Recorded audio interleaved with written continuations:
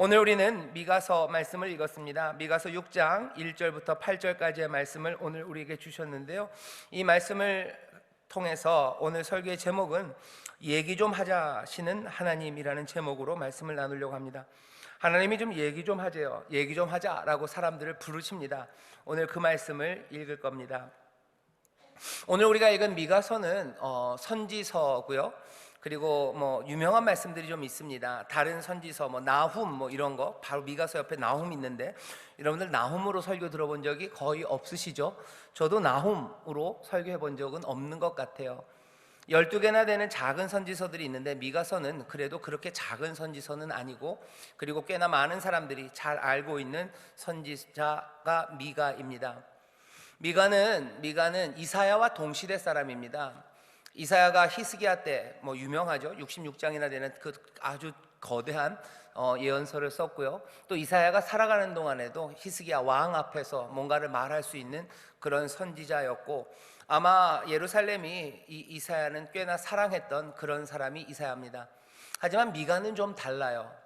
이사야에 비할 바는 아니지만 아마 자기가 살았던 시대에도 그렇고 그 이후로도 사람들의 기억에 그렇게 많이 남진 않지만, 미가는 뭘로 유명하냐면요, 예루살렘의 멸망을 예언한 첫 번째 예언자입니다. 예루살렘이 멸망할 거라고 아무도 생각하지 않았어요. 하지만 미가가 그 어쩌면 두려운 일을 말하기 시작합니다. 미가서 1장에 보면 처음 시작이 그래요. 1장 3절입니다. 여호와께서 그 처소에서 나오시고 강림하사 땅의 높은 곳을 밟으실 것이라. 여호와께서 처소에서 나오셔요. 그럼 뭔가 일을 하시는데, 여호와께서 처소에 나와서 구원하시고 여호와께서 처소에서 나와서 악한 군대들을 깨뜨리시고 그런 이야기들은 많이 들었어요. 여호와께서 처소에서 나와 이스라엘과 예루살렘을 보호하신다는 말은 많이 들었습니다. 1장 3절 여호와께서 그 처소에서 나오시고 강림하사, 보통은 구원하셔야 되는데 그 다음 말은 그 아래서 산들이 녹고 골짜기들이 갈라지기를 불 앞에 밀 같고 비탈로 쏟아지는 물 같을 것이니, 이 모든 일들이 어디요? 야곱의 허물을 인해서 예루살렘에 임한다고. 예루살렘이 멸망한다는 어쩌면 두려운 이야기, 사람들은 한 번도 상상해보지도 않은 이야기, 예루살렘에서는 꿈도 꿀 수 없었던 그 이야기를 선지자 미가가 던져내기 시작합니다. 다윗, 하나님이 택하시고 그 위가 영원할 거라고 약속하셨던 그 다윗의 왕조예요. 하나님께서 시온이라고 부르셨던 하나님의 발등상이 될 거라고 얘기했던 그 거룩한 성 예루살렘입니다. 예루살렘에 가본 적은 없지만 예루살렘은 어쩌면 이렇게 좀 높은 산 위에 있어요. 산 위에 있고요, 돌로 쌓은 성입니다. 지금도 가보면 그렇게 돼 있어요. 성벽도 있고 산 위에 우뚝 솟아 있고, 아마 전쟁이나 적들의 침략에서 지키기 굉장히 좋은 곳이고요. 그리고 하나님의 약속이 있는 바로 그 예루살렘입니다. 미가는 어떻게 보면 별것도 아닌 선지자가 감히 예루살렘의 멸망을 말합니다. 왜 그렇게 얘기하냐면 그 예루살렘에서 보여지는 치명적인 부패 때문입니다. 하나님 앞에 예배하지 않고 우상 숭배하는 이야기도 잠깐 나오지만, 미가가 본 것은 우상을 섬기는 그것보다도 더 미가의 관심을 사로잡은 건 도덕적인 부패죠. 오늘 미가서 6장 12절에 보면 그런 이야기가 있습니다. 부자들은 강포가 가득하였고 그 거민들은 거짓을 말하니 그 혀가 입에서 괴사하도다. 온갖 강포와 폭력들 그리고 거짓이 예루살렘에 난무합니다. 그러니 악한 곳이 되어버렸죠. 예루살렘은 악한 곳이 되었어요. 이 치명적인 도덕적인 부패를 보면서 미가가 말한 건 하나님의 심판이에요. 그 처소에서 나오셔서 그 높은 곳에서 밟으시니 산들이 녹아내릴 거예요. 골짜기는 갈라지고 그 골짜기를 따라서 비탈에 쏟아지는 물처럼 그렇게 허물어져 갈 거라고 미가가 예언합니다. 이 도덕적 부패 중에서도 미가가 더 주목하는 특별한 것은 이스라엘의 두령들, 예루살렘의 두령들에 관한 이야기입니다. 이 예루살렘의 치리자들, 지도자들에 관한 이야기죠. 미가서 3장 9절에 보면 이렇게 되어 있습니다. 야곱 족속의 두령과 이스라엘 족속의 치리자, 곧 공의를 미워하고 정직한 것을 굽게 하는 자들아, 청컨대 이 말을 들을지어다. 두령들 그리고 치리자들이요, 높은 사람들입니다. 예루살렘에서 힘 있는 사람들이에요. 유대 땅에서 방귀깨나 낀다는 사람들이에요. 지도자연 하는 사람들입니다. 그 사람들이 어떻게 했다고요? 공의를 미워해요. 공의를 미워합니다. 그리고 정직한 것을 굽게 만듭니다. 그러니 멸망할 거예요. 12절입니다. 이러므로 3장 12절이죠. 너희로 시온은 바깥이 갈문을 당하고 예루살렘은 무더기가 되고 성전에 사는 수풀의 높은 곳과 같게 되리라. 예루살렘은 그래서 멸망할 거다. 거기 있는 지도자들이 공의를 미워하고 그리고 진실들, 정직한 것들을 굽게 했기 때문에 멸망된다고 말합니다. 여기 있는 이 미가의 판단은, 그리고 미가의 이야기는 예나 지금이나 공의 똑같이 우리에게도 적용이 될 겁니다. 이건 그냥 단순히 그냥 아무 말이나 미가가 붙인 거는 아니에요. 우리도 압니다. 우리가 일하는 일터에서 지도자라는 사람들이, 지도자 위에 있는 사람들이 얼마나 중요한지 모릅니다. 위에 있는 사람들이 공의를 미워하고요, 그리고 정직, 그것들을 굽게 하기 시작하면 말 그대로요, 산이 녹아내리는 것처럼, 골짜기가 갈라지고 비탈을 쏟아내는 물처럼 그렇게 그냥 흘러버리는 거죠. 그렇게 그냥 걷잡을 수 없이 무너지는 겁니다. 회사만 그렇지 않습니다. 가정도 마찬가지예요. 가정의 지도자 위에 세워놓은 가장들이에요. 가장들이 공의를 미워합니다. 그리고 정직한 것을 굽게 하기 시작하면 그 가정이 무너져요. 비탈을 흘러내리는 물처럼 그렇게 흘러내릴 겁니다. 그게 우리가 알고 있는 진실이고, 미가는 이 진실 앞에 서서 그대로 예루살렘에 선포하는 겁니다. 가정과 회사만 그런 건 아니죠. 국가는 여전히 지금도 마찬가지입니다.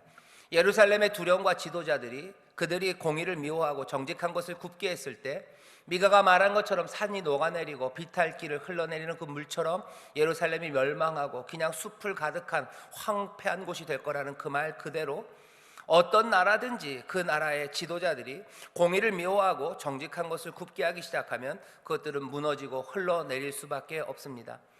우리 주변에서 보여지는 것들이 그런 것들이죠. 공의를 미워하는 일들, 그리고 정직한 것을 굽게 하는 일들이 보입니다. 그러면 어떻게 돼요? 그냥 흘러내리는 겁니다. 2020년을 우리가 맞았어요. 2020년을 맞으면서 제가 굉장히 좀 이상했다는 생각이 듭니다. 뭐냐 하면, 예전에는 해마다 새해가 되면요 기대가 있었어요. 그래도 뭔가 기대를 했었습니다. 기대를 하고 뭔가 활기가 있고, 적어도 새해가 시작될 때는 해마다 새해가 아니라면 10년이 꺾어질 때들, 80년 굉장히 어려웠죠. 90년 때, 2000년 때, 2010년, 뭔가 어려운 일이 있어도요, 뭐가 10년, 새 데케이드라 그러죠. 10년이 시작될 때는 그래도 이번 다가오는 10년은 뭐가 좀 있겠거니라는 전망들, 그리고 기대들이 있었는데, 2020년이 시작되면서 저만 그런 건 아닌 것 같아요. 우리나라 전체가 앞으로 10년에 대한 기대, 그걸 말하는 사람이 없어요. 2020년, 이 10년, 앞으로의 10년에 대한 새 소망들, 그런 것들을 말하는 사람들이 없습니다. 어딘가 뒤져보면 무슨 계획들이 좀 있겠죠. 하지만 누구도 그것들로 사람들의 마음을 서로 북돋고 서로 기대와 소망으로 활기차게 2020년을 시작하지 못해요. 북돋워도 시작하지 못합니다. 골짜기, 그리고 비탈 흘러내리는 물처럼 그냥 쭉 흘러내려요. 왜? 여기 미가가 얘기하죠. 3장 9절이죠. 공의를 미워하고 정직한 것을 굽게 하는 그곳에는 하나님의 심판, 흘러내리는 그 일밖에 없습니다. 상황은 그렇게 된 거예요. 예루살렘은 그렇게 됐습니다. 멸망받을 거라고 미가가 얘기해요. 그런데 사람들은 그럼에도 불구하고 뭐라고 얘기합니까? 무슨 재앙이냐고.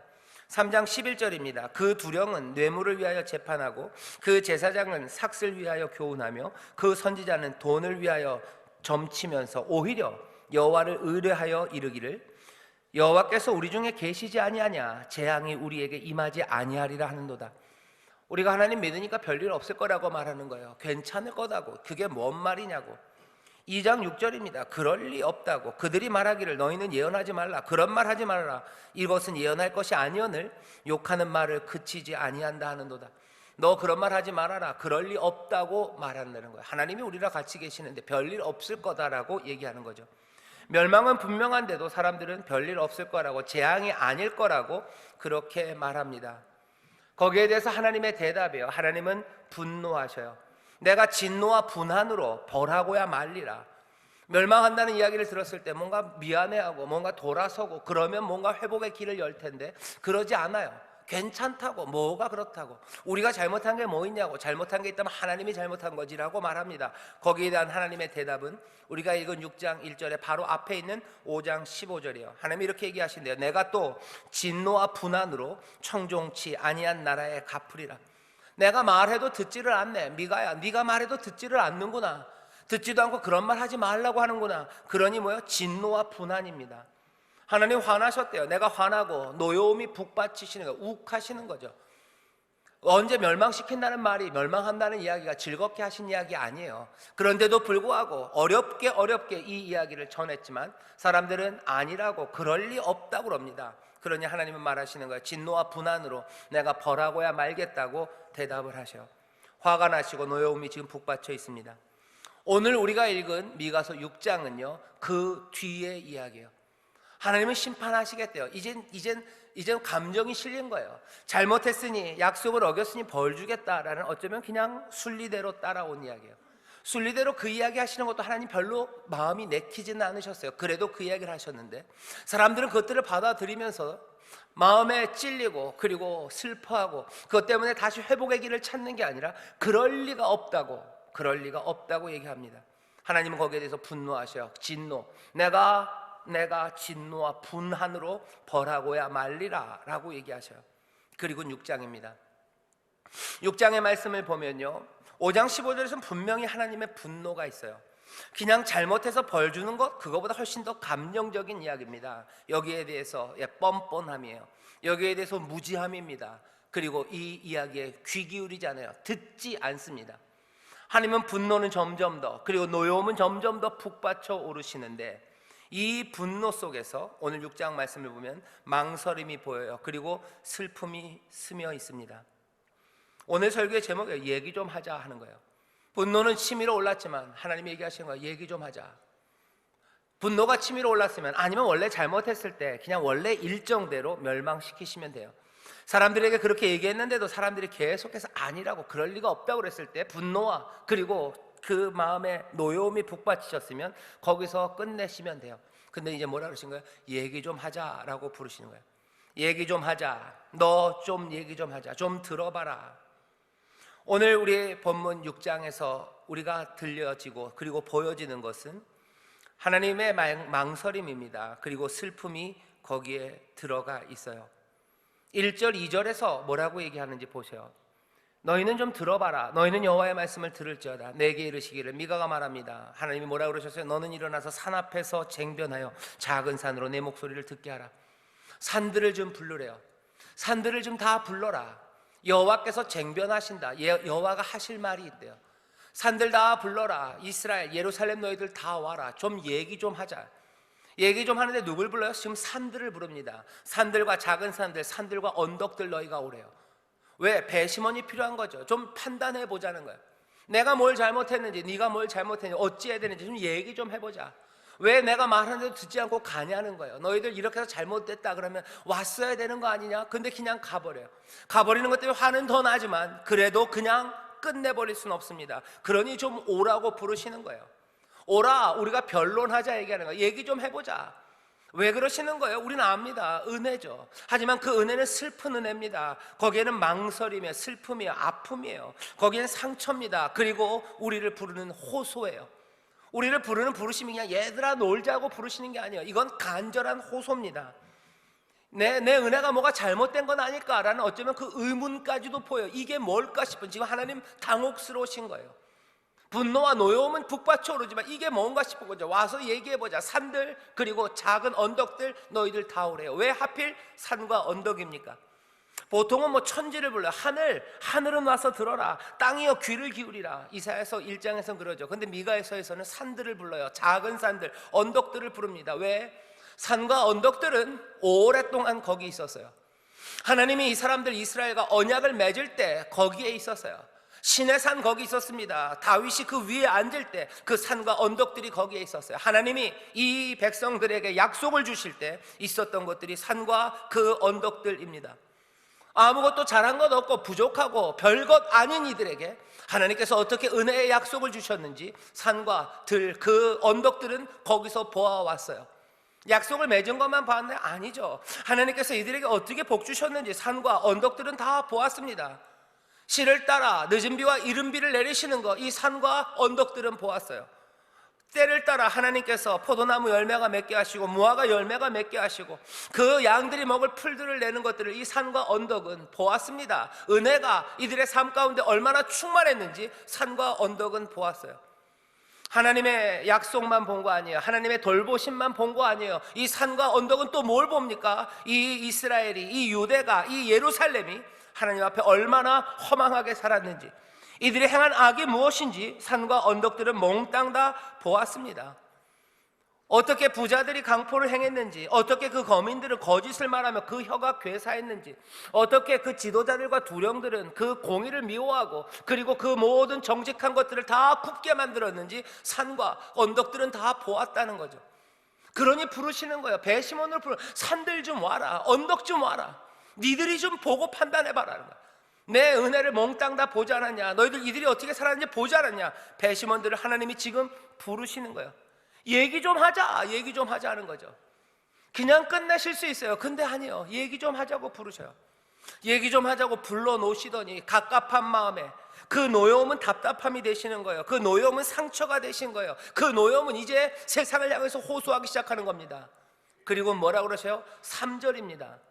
오늘 우리에게 들려주시는 이 3절의 말씀은요, 우리의 마음을 그냥 쿵 무너지게 만들어요. 뭐라고 이르십니까? 산들과 그리고 언덕들을 불러놓고 말하시는 거예요. 내 백성아, 내가 무엇을 내게 행하였으며 무엇에 너를 괴롭게 하였느냐? 너는 내게 증거해라. 다시 말하면 이런 말이죠. 내가 도대체 어쨌는데 하는 거예요.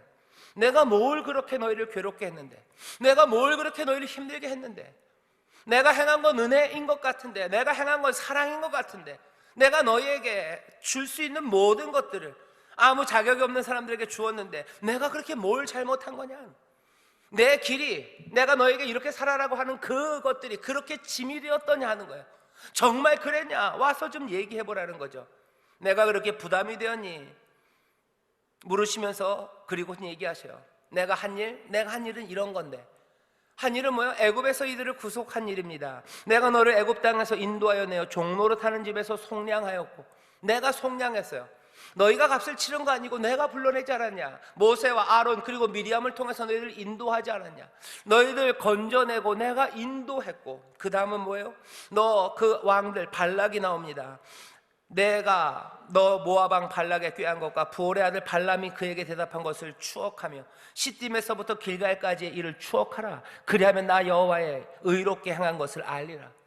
내가 은혜로, 내가 의로 행한 거 알 거다. 뭐 애굽에서의 구원과 너희를 인도한 일들, 너희들 발람의 그 저주를 내가 축복의 말로 바꾼 것들, 시딤에서 어디까지? 길갈까지, 요단강 그 동편에서 요단강 그 서쪽까지, 너 그 강 건너 그 약속의 땅에 이를 때까지 내가 한 일, 그것들 기억한다면, 그것들을 추억한다면, 내가 너에게 행한 것이 의인 것을, 내가 너에게 행한 것이 공의인 것을, 너 연약한 자들에게 내가 공정한 것을 베풀었음을 너희가 알 텐데 너희들 추억하지 않은 거 아니냐? 몽땅 다 잊어버린 거 아니냐? 지금 하나님께서는 단지 추궁이 아니십니다. 상처받은 이가 지금 쏟아내시는 거예요. 얘기 좀 하자 하고 부르시는 거죠. 건져내시고 그리고 약속을 주시고 그리고 그 약속을 성취하시며 그렇게 의를 보이셨건만 이스라엘은 추억하지 않습니다. 그 백성들은 기억하지 않습니다.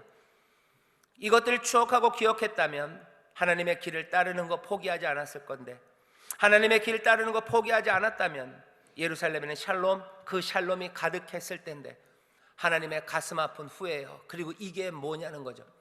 재밌는 건 여기에 대한 대답이 없습니다. 산도 대답이 없어요. 그리고 내 백성아라고 부른 그 사람들의 대답도 없습니다. 은혜에 대해서 대답이 없어요. 내가 은혜를 베풀고 너에게 의를 행하였다. 내가 도대체 너에게 뭘 잘못했냐? 얘기 좀 하자, 얘기 좀 하자라고 묻는데 대답이 없습니다. 이 이야기는 오래전, 지금부터 뭐 거의 2700년 전 그때 이야기만은 아닙니다. 딱 지금의 이야기죠. 여러 가지가 무너져 내리고 비탈 흘러내리는 물처럼 거기 있는 두령들과 지도자들의 온갖 공의를 미워하고 정직을 다 굽게 하는 일들과 그 강포와 그 거민들의 괴사한 입술들과 그 악으로 말미암아 흘러내리는 그곳에서 하나님이 얘기하시는 거예요. 왜 이렇게 됐냐는 거죠. 왜 이렇게 됐냐? 은혜가, 의가 있는데 왜 이렇게 됐냐? 대답 좀 해봐라. 그 질문에 그리고 그 부르짖음에 얘기 좀 하자는 곳에 아무도 대답이 없습니다. 그리고서는 장면이 쓱 바뀌어요. 바뀌는 건 6절입니다. 그 산과 그리고 언덕들 앞에서인지 아닌지는 몰라요. 하지만 그 6절 누군가 한 사람이 나타나요. 내가 무엇을 가지고 여호와 앞에 나가며 높으신 하나님께 경배할까요? 알았어요. 예, 하나님과 우리 사이의 관계는 끊어졌어요. 산 앞에서 하나님 앞에서는 얘기하지 못합니다. 하지만 누군가 내 삶이 다시 하나님 앞에 돌아가야 됨을 아는 사람이 있는 거죠. 대답해 보아라 라는 그 말에 어찌할꼬 하는 이가 지금 나오는 겁니다. 이 사람에게 지금 주어지는 말씀이 6절부터 8절이에요. 어찌하면 내가 하나님 앞에 다시 갈까라고 고민하며 이 사람은 방법을 찾습니다. 고민의 방법은 이런 거예요. 여호와 앞에 나가며 높으신 하나님께 경배할까? 내가 번제물 1년 된 송아지를 가지고 그 앞에 나아갈까? 여호와께서 천천의 수양이나 만만의 강수 같은 기름을 기뻐하실까? 내 허물을 위하여 내 마다들을 내 영혼의 죄를 인하여 내 몸에 열매를 드릴까? 지금 이 사람은 굉장히 간절해요. 하나님 앞에 기뻐하고 예배하는 게 전에 같으면 그렇게 어렵지 않습니다. 전에 같으면 그냥 하나님 앞에 가면 돼요. 그렇죠? 근데 지금은 문제가 달라졌어요. 지금은 좋은 시간이 아닙니다. 늘 하나님 앞에 예배하고 하나님의 말씀대로 살면서 하나님의 복을 누릴 그때면, 나가야 되는 그때 그냥 가면 돼요. 그냥 내가 드려야 될 거 하나 들고 가면 돼요. 하나님이 기뻐 받으실 거예요. 하지만 지금은 일상의 상황이 아니에요. 하나님은 진노와 분한 가운데 내가 멸망시키려고 결정한 시간이고, 하나님은 그 깨어진 마음으로 그 상처로 그 세상을 향해서 말 좀 하자고, 이 은혜를 잊었냐고 말하는 것에 모두가 다 쥐죽은 듯 조용한 시간이고, 어쩌면 조용할 뿐만 아니라 여전히 그 마음들 가운데는 우리가 뭘 잘못했냐 하는 것이 세상에 팽배해져 있는 그런 세상입니다. 그 하나님 앞에 나가야 되는 거예요. 그 하나님 앞에 난 어떻게 갈까 하는 거죠. 맥락은 지금 그런 맥락입니다. 우리는 너무 멀리 갔어요. 되돌이켜야 되는 그 상황입니다. 그 상황에서 어떻게 할까요? 모든 것들이 에덴처럼 즐거운 시간 아니고, 하나님의 임재가 충만한 시간 아니고, 하나님의 복이 가득한 그 시간에서 하나님과 함께 기뻐하는 그 이야기가 아닙니다. 몽땅 다 무너지고 어둡고 어찌할 바를 모르고 세상에서는 하나님의 대답 없는 외침만이 메아리치는 바로 그곳에서 사람은 어찌 그 앞에 나갈까요? 회복을 바라는 사람이 있습니다. 모두가 다는 아닙니다. 누군가는 회복을 바라요. 그러면서 고민하는 거죠. 이 고민은 어디로 가요? 익스트림으로 갑니다. 굉장히 극단적인 것으로 가요. 처음에는 그냥 한 마리 가지고 갈까 얘기해요. 내가 갈 때 뭘 가지고 갈까? 1년 된 송아지 가지고 갈까? 송아지 가지고는 안 될 것 같은 거예요. 그러니 천천의 수양입니다. 천천의 수양이면 1000 곱하기 1000이면 얼마죠? 100만인가요? 1000 곱하기 1000 너무 많아요. 만만의 강수 같은 기름, 10,000 곱하기 10,000이요. 만만의 강수, 그런 내가 기름을 가지고 갈까? 굉장히 극단적이죠. 양이 점점 많아집니다. 한 마리에서 1000, 10,000만으로 가요. 이렇게 하면 될까? 왜? 그럴 만한, 하나님 앞에 다시 갈 만한 자격이 없는 것 같아요. 그 자격을 채우려면 도대체 얼만큼을 가져가야 될까요? 극단으로 가봅니다. 그래도 안 될 것 같아요. 그 다음은 어떻게 해요? 그러니 양으로 안 되니 뭘로? 진로예요. 양이나 아니면 기름이나 송아지가 아니에요. 이제는 내 아들을 바칠까 하는 거예요. 내 아들을, 내 맏아들을, 내 영혼의 죄를 인하여 내 몸에 열매를 드릴까? 뭔가 전혀 다른 진로, 한번 내가 하나님 앞에 가볼까 고민합니다. 고민해요. 어떻게 하나님 앞에 떠나간 사람이 내가 회개하고 돌아가야 된다고 생각은 하지만, 그리고 회복이 돼야 된다고 생각하지만, 어떻게 회복될 수 있을까요? 나와 하나님의 관계는 어떻게 회복될까? 이 땅은 어떻게 새로워질까? 많이 드리면 될까? 아니면 굉장히 심각한 뭔가를 드리면 될까? 무엇을 해야 될까? 지금 고민합니다. 그 고민에 대한 대답이에요. 그 고민에 대한 대답은요, 질문 자체를 바꿉니다. 내가 뭘 하나님 앞에 드려야, 내가 뭘 성공해야, 아니면 이만큼을, 아니면 특별한 무엇을 해야 하나님 앞에 갈 수 있을까라고 생각하면서 그게 뭘까를 찾고 있는 사람에게 너 질문이 틀렸다고 얘기하는 거예요. 아니, 주께서 이미 알려주지 않았냐는 거예요. 전에도 지금도 똑같아요. 너희가 하나님과 함께 하면서 즐거운 때 하나님 앞에 나아갈 때나, 너희들이 이 땅이 이렇게 뒤집어지고 말도 안 되는 상황에서 하나님 앞에 나올 때나, 하나님이 다른 거 요구하시는 거 아니다 하는 거예요. 특별한 거 요구하지 않으시다. 여전히 하나님은 같은 은혜와 성실함으로 우리에게 바라시는 게 같대요. 8절입니다. 사람아, 주께서 선한 것이 무엇임을 내게 보이셨나니 좋은 게 뭔지 이미 보이지 않았냐라고 얘기하시면서 세 가지를 얘기하지만 사실은 한 가지입니다. 세 가지는 이렇게 설명돼요. 하나는 공의를 행하는 겁니다. 인자를 사랑하는 거예요. 겸손히 주님과 함께 걷는 것, 그것 아니냐. 결국 세 가지가 다 말하는 건 뭐냐면 한 사람의 삶의 태도입니다. 라이프 스타일이라고 그러죠. 인생의 가치예요. 그냥 그렇게 살아라요. 뭐 특별한 거 가지고 오는 거 아니다. 하나님이 기뻐하시는 삶의 방식 그대로 너 살면 돼요. 어떻게? 공의를 행하래요. 공의를 행해라. 공의, 의는 우리가 꿈꾸는 무엇이 아니고요. 공의는 그것이 이루어지지 않았을 때 불평하는 무엇이 아니라 뭐라고요? 공의는 행하는 거예요. 예루살렘에 공의가 깨졌어요. 그죠? 두령들이 그랬습니다. 공의를 다 미워합니다. 정직한 것들을 굽어버렸어요. 공의는 사라진 세상입니다. 거기서 어떻게 해요? 공의가 사라짐을 불평합니까? 비판합니까? 아니에요. 공의가 이루어지길 그냥 바랍니까? 아니에요. 그냥 그 세상에서 어떻게 해요? 예전이나 지금이나 공의가 있을 때 공의를 행했던 것처럼 공의가 없는 그 세상에서도 어떻게 해요? 공의는 행하는 거예요. 어떻게 행합니까? 약하고 힘없어 그리고 빼앗겨버리는 그 사람들에게 공정하게 대하기 시작하는 거예요. 공의를 행합니다. 어떻게? 인자를 사랑하며 합니다. 인자는 뭘까? 헤세드라는 말인데요, 인자는 참 설명하기가 어렵습니다. 헤세드라는 말은 굉장히 좋은 말이에요. 사랑 아니면 충성, 신실함, 이 모든 것들을 담은 게 헤세드라는 말인데 이건 개념으로 정의하기는 어렵습니다. 하지만 정말로 실제로 이루어지는 것들에서 보면 이게 뭔지 감을 잡을 수 있어요. 뭐냐면 헤세드는 이런 거예요. 부부 사이의 관계에서 아니면 아주 친한 친구들 사이에서 그리고 가장 바람직하게 하나님과 인생들 사이에서 가장 중요하게 있는 무엇입니다. 그것 없으면 안 되는 거예요. 부부 사이에 그것 없으면 안 돼요. 친구 사이에 그것 없으면 안 돼요. 하나님과 우리 사이에 그것 없으면 안 돼요. 뭐겠어요? 뭐 사랑 비슷한 거예요. 충성이에요. 신실함이에요. 그것들 사랑하는 거예요. 두려움에서 아니면 벌받을까 봐가 아니라 그 헤세드, 그것들 사랑하면서 의를 행하는 겁니다. 이건 뭔가 좀 다른 순종이에요. 그리고 다른 의를 행하는 길입니다. 그러면서 뭐라 그래요? 겸손히 하나님과 행한다, 걷는다고 얘기합니다. 겸손이라는 얘기는 조심스럽게라는 뜻이에요. 신중하게라는 뜻입니다. 신중하게 조심스럽게 하나님과 함께 걷는 거예요. 당연하죠. 하나님과 함께 걸을 땐 신중하고 조심스러울 수밖에 없어요. 내가 앞서지 않습니다. 하나님이 앞에 서셔야 돼요. 조심스럽게 걸어야 됩니다. 하나님의 뜻에 맞춰서 하나님께 발 맞춰서 걸어야 됩니다.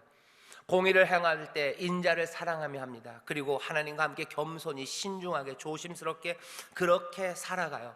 이건 삶의 방식입니다. 요구하는 게 뭐 그렇게 살아라요. 뭐 가치 있는 걸 가져오라는 게 아니에요. 많은 것이라 가치 있습니다. 이건 가치가 높은 거예요. 아니면 이건 질적으로 다른 거기 때문에 가치 있는 겁니다 라고 뭔가 드릴 필요 없어요. 그거 아니다. 사람아, 주께서 이미 선한 게 뭔지 너에게 보이셨나니 너 공의를 해가고 인자를 사랑하며 겸손히 하나님과 함께 행하면 된다. 이전에도 그랬고 지금도 그렇습니다. 하나님이 바라시는 건 이거예요. 많은 것, 특별한 것, 네 삶의 가치, 뭐 좋은 것, 아니 그런 것 없어요. 네 삶을 정말로 전체로 하나님 앞에 가지고 오면 돼요. 의를 행하면 돼요. 인자를 사랑하며 조심스럽게 하나님과 함께 걸으면 돼요.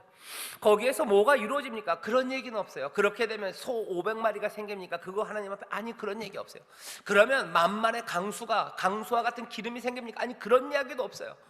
하나님의 만만의 강수를 만드실 거면 여기서 만만의 강수를 만드실 거고, 천천의 수양을 만드실 거면 천천의 수양을 만드실 거고, 아니면 그것도 아니면 아무것도 없는 비어있는 깨어져 버린 그 마음과 몸이라면 그것으로도 충분합니다.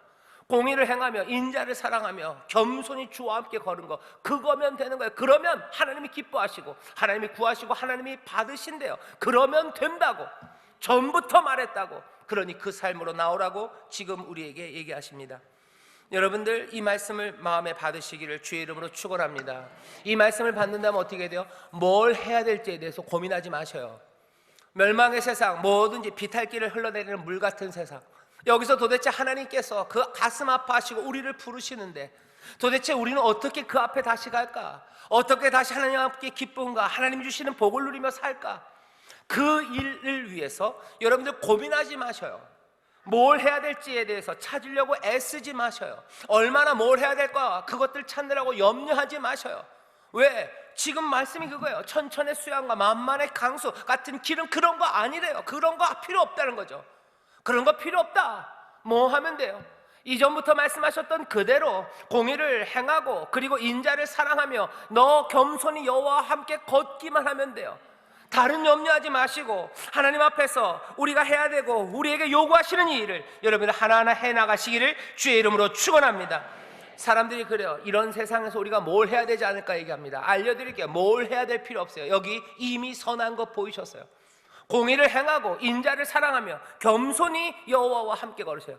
주님 앞에 놓고 주가 우리에게 뜻하신 바 그것들 따라가면 돼요. 그럼 뭘 해야 됩니까? 아니 그 생각은 접어두셔요. 이거 따라가는 게 뭡니까? 예, 성령님이 우리 인도하실 거예요. 우리에게 주신 말씀이 있어요. 공의를 행하고 인자를 사랑하며 정말로 하나님 그 은혜, 하나님과 우리 인생 사이에 있는 그 헤세드 그거 사랑하는 거예요. 은혜를 믿는 믿음으로 하나하나 우리에게 보이신 그 길을 따라가면 됩니다. 뭘 해야 된다는 이야기에 거기에 마음 팔리지 마셔요. 이걸 해야 되고 이걸 드려야 되고 아니 그런 건 없습니다. 공의를 행하고 인자를 행하며 겸손히 주를 따라갈 거예요. 그 헤세드 그 은혜에 따라서 그 의가 인도하시는 대로 그 나라와 그 의를 구하며 은혜를 믿는 믿음으로 한 걸음 한 걸음 조심스럽게 나 성령님과 함께 주님 따라가면 됩니다. 멸망의 시간 산들이 녹아내리는 것 같고 모든 비탈로 물이 흘러내리는 것 같고 뭐 이 세상이 뭔가 싶은 그때 우리는 어떻게 살까요? 하나님의 마음은 무너지고 우리를 부르시는데 나는 어떻게 살까라고 고백하는 사람들 여러분들에게 올려주는 답이에요. 이미 선한 것 얘기하셨어요. 공의를 행하고 인자를 사랑하고 그리고 그 모든 말씀 가운데 주를 따라가시는 겸손히 신중하게 조심스럽게 주를 따라가는 여러분 되시기를 주의 이름으로 축원합니다. 여기 있는 이 말씀을 보시면요 재밌는 게 뭐냐면 6장 오늘 읽은 본문 1절부터 8절까지 몽땅 다 단수입니다. 이스라엘이 멸망해요. 너희들 이스라엘 백성들 부자들 지도자들 두령들 온갖 공동체가 잘못해서 공동체가 멸망할 겁니다. 하지만 6장 오늘 본문엔 여기선 여러분들이 저를 믿으셔야 됩니다. 여긴 단수예요. 사람아라고 부를 때 단수로 부르셔요. 아담 부르실 때 너 사람 하나야. 너 하나님의 앞에서 은혜로 애굽에서 구해내실 때도 물론 공동체 전체를 한 단수로 받을 수는 있습니다만 애굽에서 너를 구원해냈다 그랬어요. 내가 너를 복줬댔어요. 너를 시딤에서 길갈까지 인도했다 그랬어요. 이스라엘을 구원했지만 지금 이 앞에 나온 사람은 어쩌면 혼자입니다. 그 사람에게 얘기하는 거야. 내가 너를 구했어요. 그리고 그 사람은 얘기해요. 내가 무엇을 할까를 물어요. 그 사람에게 너 이렇게 하라고 얘기하십니다. 오늘 이 땅에 여러 가지 어려운 일들 그것들을 봅니다. 그것들을 보면서 의가 이루어지지 않는 일들 때문에 가슴 아파하고 공의가 무너지고 정직함이 굽어지는 그 일들 때문에 멸망의 길로 녹아내리고 골짜기는 갈라지고 거기에 비탈 흐르는 물처럼 그렇게 흘러내리는 것 같은 세상을 보면서 가슴 아파하는 한 사람 한 사람 어쩌면 오늘 한 사람을 부르시는 거예요. 내가 너를 구원했다는 거예요. 그 너는 묻습니다. 내가 어찌합니까? 그 너에게 얘기하시는 거예요. 사람아 얘야 내가 너한테 얘기했다는 거죠. 선한 일 그거 다른 것 아니다. 공의를 행하고 인자를 사랑하고 겸손하게 하나님과 걸어라. 그러면 된다고 오늘 우리 각자에게 말씀하시는 줄 믿습니다. 오늘 우리가 성찬에 모두가 다 함께 참여합니다. 하지만 결국은 내가 먹는 거예요. 내가 먹습니다. 오늘 나에게 주시는 은혜를 여러분들 받으시기를 주의 이름으로 축원합니다. 얘야 얘기 좀 하자라고 하시는 건 이스라엘 전체를 부르는 얘기도 하지만 사실은 오늘 나를 부르시는 이야기예요. 나를 부르십니다. 나에게 얘기하시는 건 얘 누구야 너 나랑 얘기 좀 하자는 거예요.